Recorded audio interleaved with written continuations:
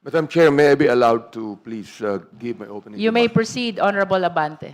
Madam Chair, distinguished colleagues, at mga kababayan po na nanonood ngayon sa ating live streaming, the Constitution of the Republic of the Philippines begins with a simple but powerful principle.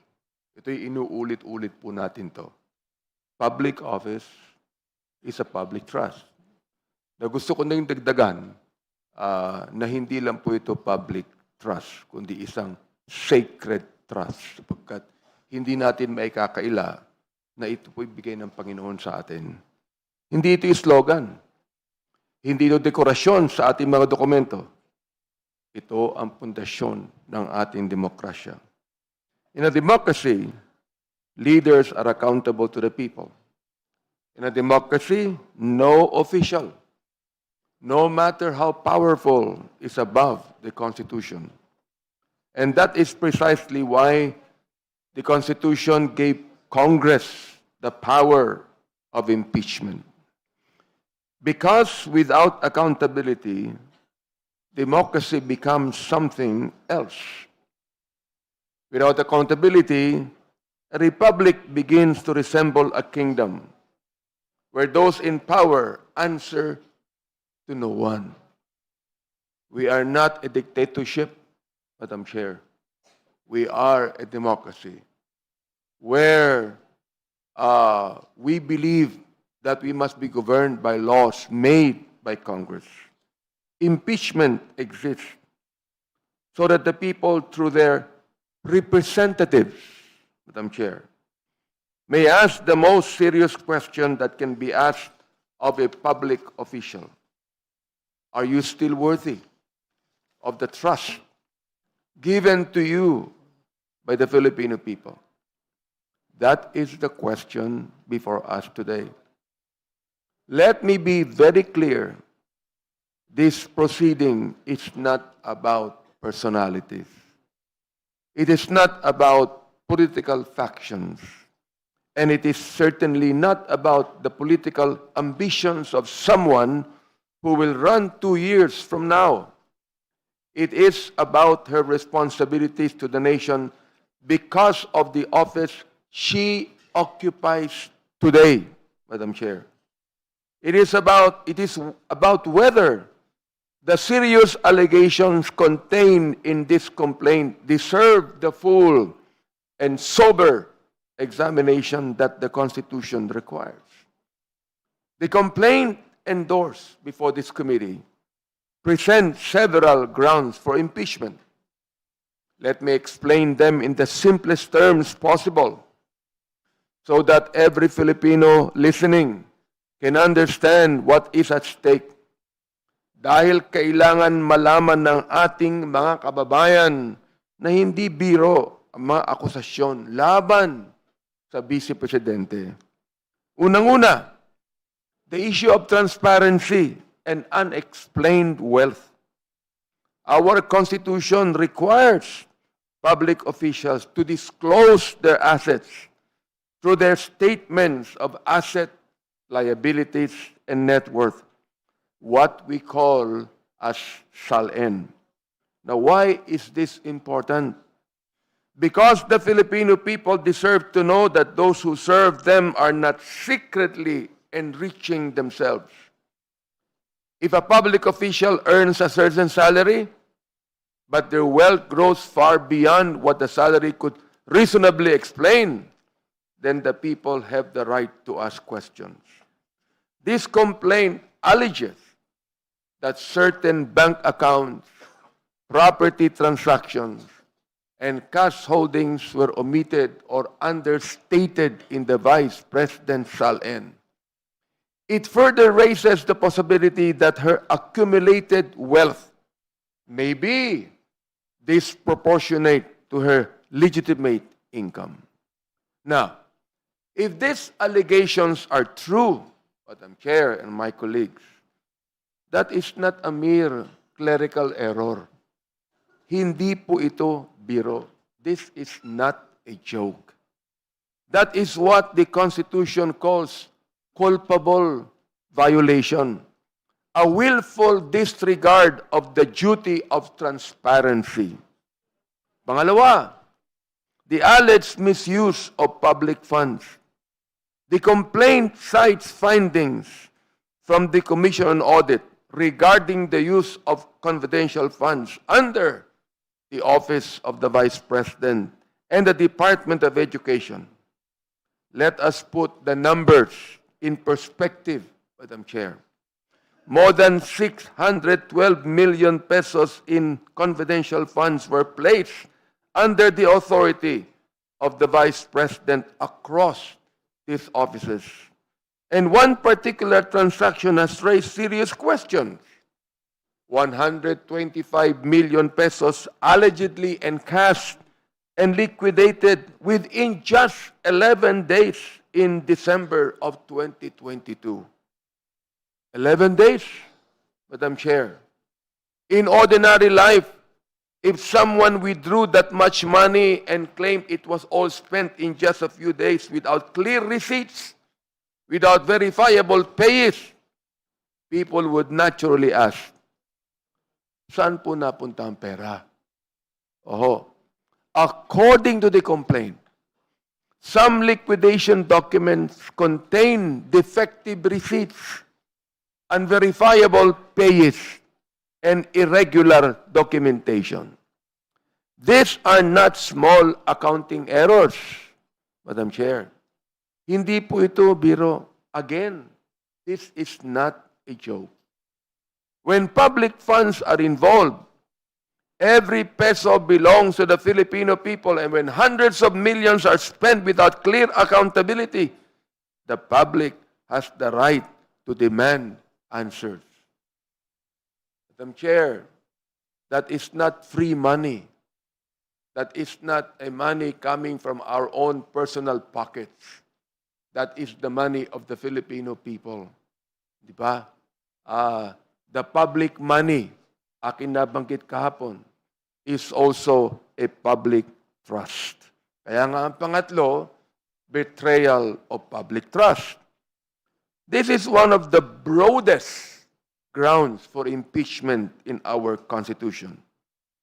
It refers to conduct that may not always fit nearly into criminal statutes, but nonetheless shows gross faithlessness to the public trust. And one allegation in this complaint is deeply troubling, Madam Chair and my dear colleagues. The Vice President publicly admitted that she had spoken to someone about killing the President, the First Lady, and the Speaker should something happen to her. Later, it was said that this merely was a joke. But let us be honest. Threatening the life of the head of a state is not something that can be brushed aside as humor, particularly if this was even stated by the second holder of the authority of the land. Hindi po ito biro. This is not a joke. This is not what a wife can say to the husband, papatayin kita sa loob ng kwarto. Madam Chair, when the second highest official in the land speaks of assassination, even conditionally, as said by Congresswoman Digamo, it shakes the foundation of public trust because leadership carries weight. Words from high office carry consequences. Tanungin natin ng ating mga kababayan, if you had a neighbor who worked as an employee in a government office and your neighbor posted a video saying he was planning to kill you, hahayaan mo lang ba? Or would you not want to report that person to his superiors and have him held accountable for his actions? Once again, gusto kong sabihin, hindi po ito biro. At hindi po ito dapat magiging katawa-tawa sa lahat. This is not a joke. Number 4, allegations of corruption and bribery. The complaint also presents evidence suggesting that public funds may have been distributed through intermediaries, including testimony from individuals who claim to have transported large sums of cash. These are also allegations of payments connected to procurement decisions. Now, whether these claims ultimately prove true is something that must be determined through evidence. But when sworn affidavits, audit findings, and documentary records raise serious questions about how public funds were handled, Congress cannot simply look away. Because the Constitution does not allow us to look away. Precisely why there is Congress in this country. It commands us to act. Now, some may ask, why impeachment? Why not leave this to the courts? The answer is simple, Madam Chair. Because impeachment is sui generis. It is unique. It stands alone. It is a unique constitutional process. Criminal courts determine guilt and punishment, but impeachment answers a different question. Is this official still fit to hold the trust of the Filipino people? That determination belongs to Congress. Ladies and gentlemen, belongs to Congress. Others will say that a previous impeachment complaint was dismissed. That is true. But that decision was based on a procedural technicality involving the one-year bar rule, not on the merits of the allegations. This complaint presents new evidence, including issues involving SALNs and unexplained wealth that have never been adjudicated. The Constitution demands that these allegations be examined. And finally, Madam Chair, my dear colleagues, some will say that this process is political. To that, I say, impeachment is indeed political in the sense that it is entrusted to elected representatives. But it is not partisan.